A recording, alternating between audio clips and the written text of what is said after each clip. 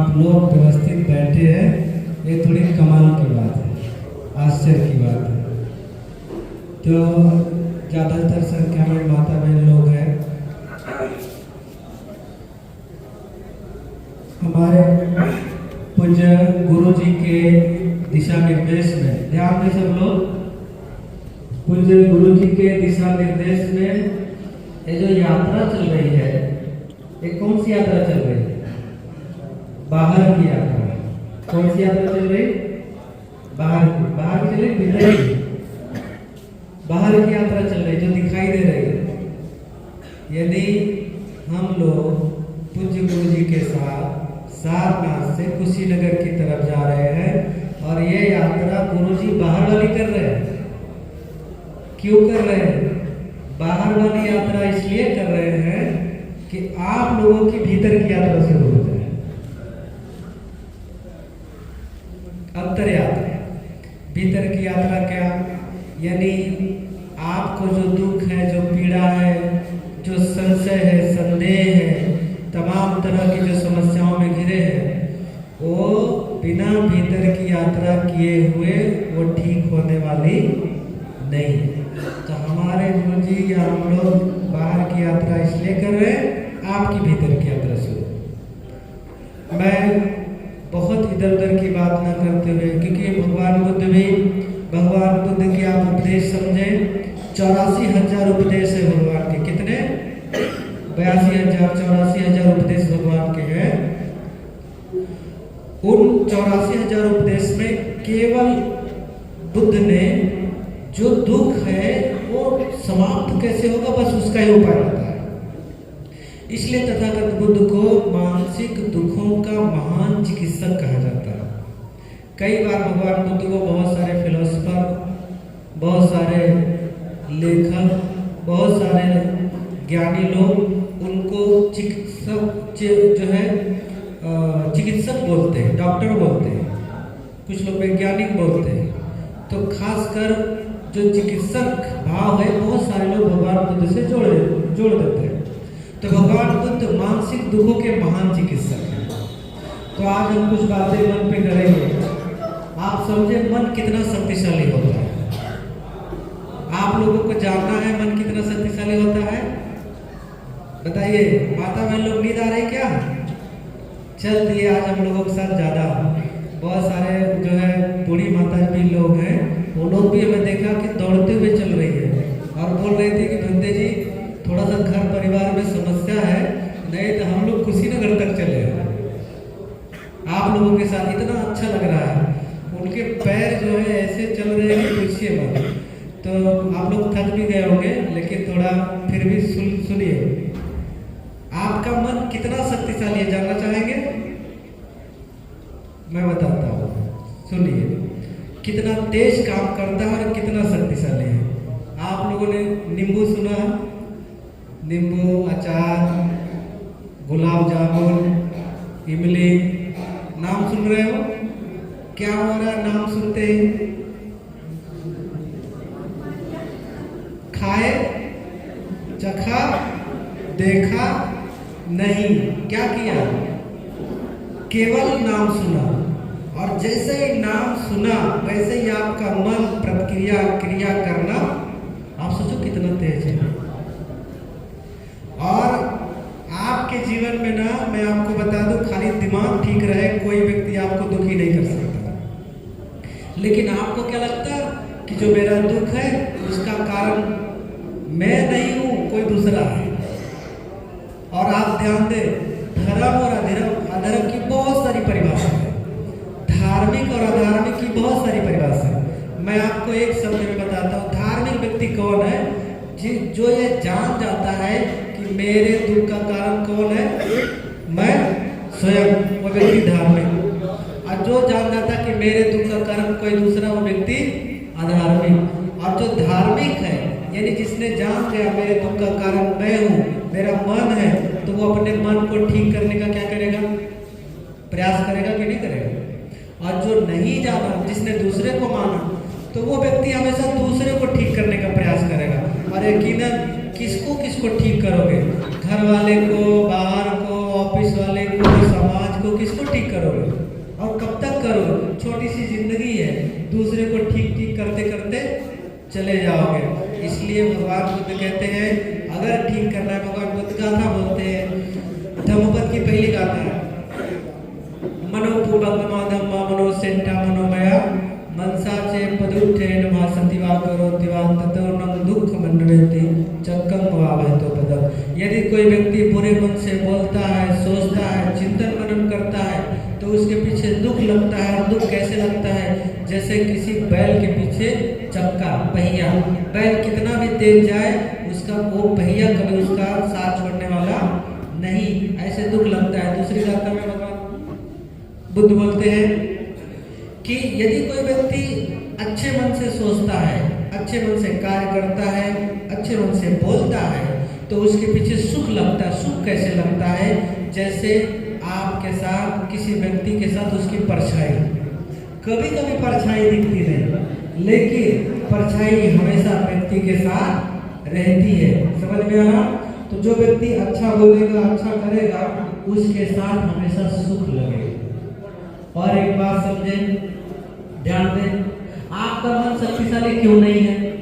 शक्तिशाली बहुत है, लेकिन जिन जिन चीजों को पकड़ा है उसी में वो अपना काम कर रहा है। जैसे एक उदाहरण है, समझिए, सूरज की ऊर्जा, यानी सूरज की रोशनी, सूरज की ऊर्जा कितनी है? बहुत है कि नहीं है? बहुत सारा है। लेकिन क्या वो सूरज की रोशनी कहीं किसी चीज को जला सकती है क्या? सीधा आप देख रहे हो कहीं पे आग लगती है? सीधा आग लगती है?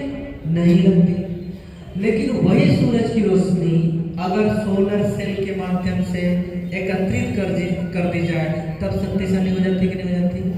वही सूरज की रोशनी, आप कोई लेंस ले लीजिए और उसके सामने सूरज की रोशनी के सामने आप रख दीजिए, वो सब ऊर्जा एक तरफ आ जाएगी और वो शक्तिशाली वो भी जला देती है। आप देखो उसके माध्यम से बहुत सारी चीजें निर्माण हो गई है। सोलर सेल है तो आप मोटर चला सकते हैं, आग लगा सकते हैं, खाना पका सकते हैं, कपड़े प्रेस कर सकते हैं, पानी गर्म कर सकते हैं, न जाने कितने बात है। लेकिन एक यंत्र लगाया गया और उस ऊर्जा को एकत्रित कर लिया गया। ऐसे ही हमारा मन बहुत शक्तिशाली है, बहुत पावरफुल है। मन से ज्यादा शक्तिशाली दुनिया में और दूसरा कुछ भी नहीं है। लेकिन वो इतनी ज्यादा बातों में उलझा हुआ है, इतने विचारों में, इतने ख्यालों में, इतने व्यक्ति, वस्तु, स्थिति, घटना, इतनी बातों में उलझा हुआ है कि वो एकाग्र नहीं हो पाता। और जब हमारा मन एकाग्र नहीं हो पाता तो उसकी जो शक्ति है वो छीन हो जाती है, अलग अलग हो जाती है, फिर वो हमारे किसी काम की नहीं रहती। भगवान बुद्ध आपको ध्यान और विपස්සना बताते हैं। क्या बताते हैं? ध्यान विपස්සना बताते हैं। वो एक ऐसा यंत्र है, अगर आप ध्यान विपස්සना करते हैं तो उसमें एक ऐसा यंत्र है कि तत्काल आपके मन की सारी ऊर्जा एक केंद्र बिंदु पर आएगी और आप जो चाहे, जैसा चाहे वैसा सोच सकते, वैसा बोल सकते हैं। आपको तत्काल किसी बात पे बोलने को दे दिया जाए तो आपका मन अगर व्यवस्थित है तो आप अच्छी बातें कर सकते हैं, अच्छा कार्य कर सकते हैं। और आपका जो मन है वो बहुत ही आपके लिए रक्षा करने लगेगा। जो मन आपके लिए तकलीफ देता है वही आपकी रक्षा करने लगेगा। ऐसे बहुत सारे उदाहरण हैं, बहुत सारी बातें हैं, लेकिन समय बहुत कम है। मैं आप लोगों को भिक्षु संघ के माध्यम से, गुरुजी तो आपको बताएंगे, हम लोग यही बताने आए कि आज दुनिया में तमाम दुख है, चाहे कोई किसी भी जाति, बिरादरी, धर्म, मजहब का हो, उसके भीतर इतना दुख है, इतना पीड़ा है, जन्म मरण दुख रोग बुढ़ापा मीत बिरह विपरीत मिलापा भूख प्यास दुख और बारिश सब दुख ग्रस्त सभी संसारी। इस संसार में सब दुखी हैं, सब लोगों को दुख से मुक्ति का उपाय चाहिए, लेकिन सब दुखी हैं इस बात को भी नहीं मानते। सब लोग दुखी हैं। अब जैसे मान लो किसी आदमी को डायबिटीज हो गया, वो जाके डॉक्टर के पास बोलता है कि नहीं बोलता है कि साहब हमको डायबिटीज है, हमको मलेरिया है, खसरा है, टीबी है, बोलता है कि नहीं बोलता है? लेकिन कोई आदमी कभी बोलेगा कि हमको मानसिक रोग है? कभी बोलता है? नहीं बोलता है। और जिसको जितना ज्यादा मानसिक रोग होता है वो उतना ज्यादा नहीं बोलेगा। समझ में आ रहा? तो जब इस बात पर अगर विश्वास ही नहीं करेगा तो उससे निकलने का भी उसके पास कोई उपाय नहीं है। एक कहानी कहता हूँ, फिर मैं अपनी बात यहीं पे समाप्त करता हूँ।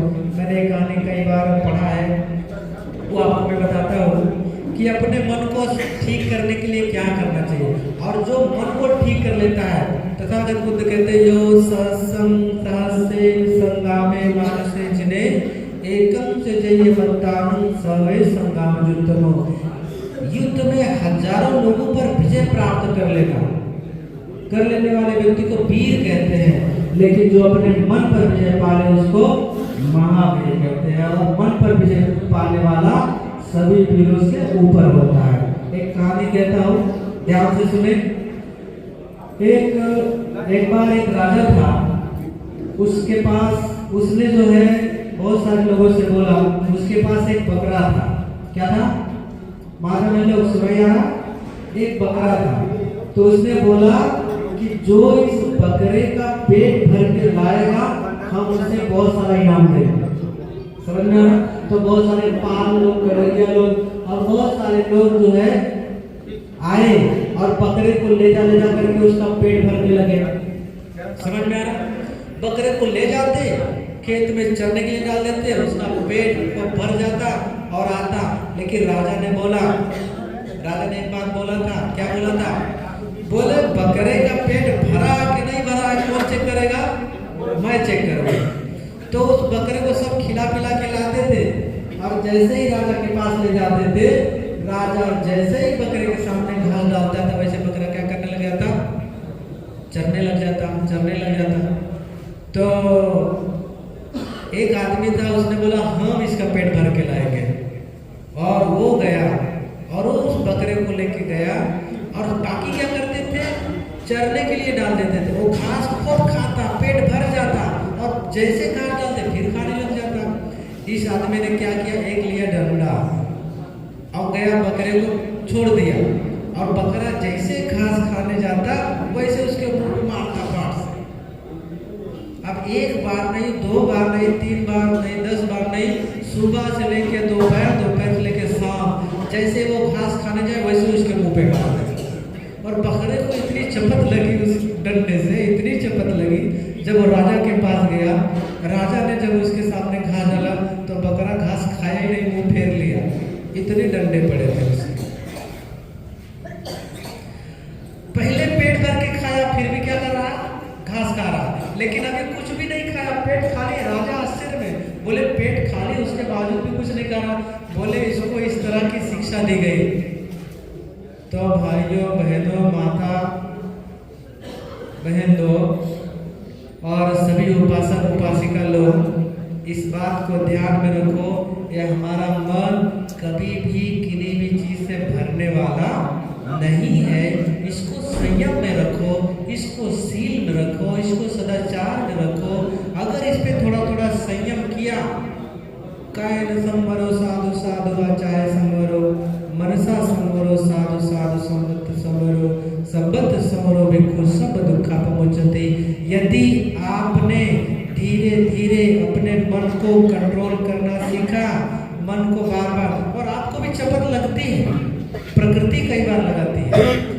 जब आपके जीवन में दुख होता, पीड़ा होता, बहुत बार लगती है, लेकिन आपको समझ में नहीं आता कि ये हमारे लिए नेचर हमको क्या दे रहा है, एक सिग्नल दे रहा है, लेकिन आप समझते नहीं।